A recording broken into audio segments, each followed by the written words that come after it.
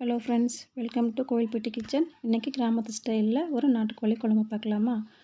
ஒரு வடச்சட்டியில் கொஞ்சமாக எண்ணெய் விட்டு, கொஞ்சமாக மிளகு, கொஞ்சமாக மல்லி,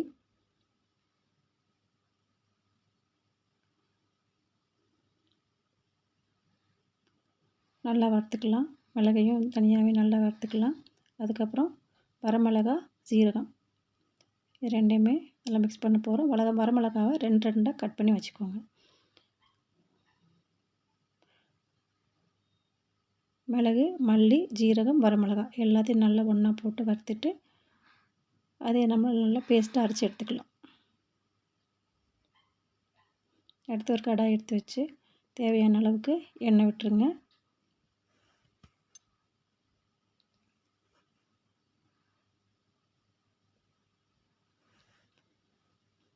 நம்ம அரைச்ச பேஸ்ட்டு எப்படி இருக்கணும் அப்படின்னா, நம்ம 2 விரல் சேர்த்து டச் பண்ணும்போது நடுவில் பிசு தட்டுப்படக்கூடாது. அந்த மாதிரி சாஃப்டாக இருக்கணும்.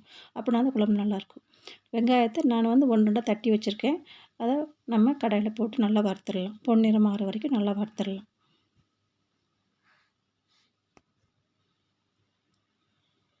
கொஞ்சம் இஞ்சி பூண்டு பேஸ்ட்டு அதையும் கூட போட்டு நல்லா பச்சை வாடை போகிற வரைக்கும் நல்லா வறுத்துடலாம்.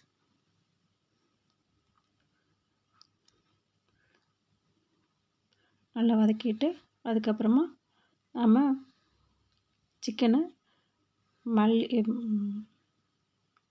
உப்பு, மஞ்சள் பொடி போட்டு நல்லா வாஷ் பண்ணி வச்சுருக்கேன். இஞ்சி போட்டு பச்சை வாடை போனதுக்கப்புறம் அந்த நம்ம அரைச்சி வச்ச பேஸ்ட்டு அதில் போட போகிறோம்.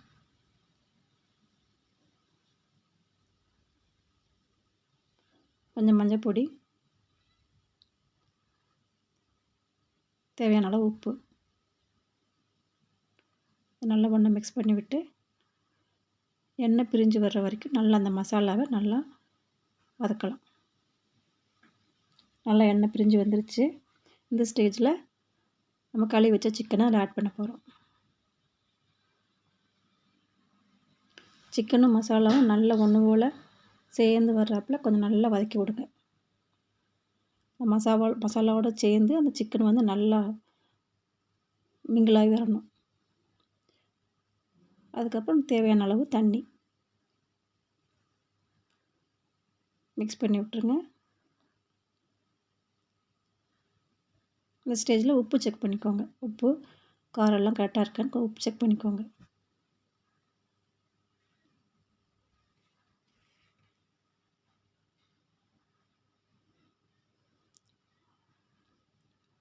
குழம்பு நல்லா சுண்டி வந்துருச்சு.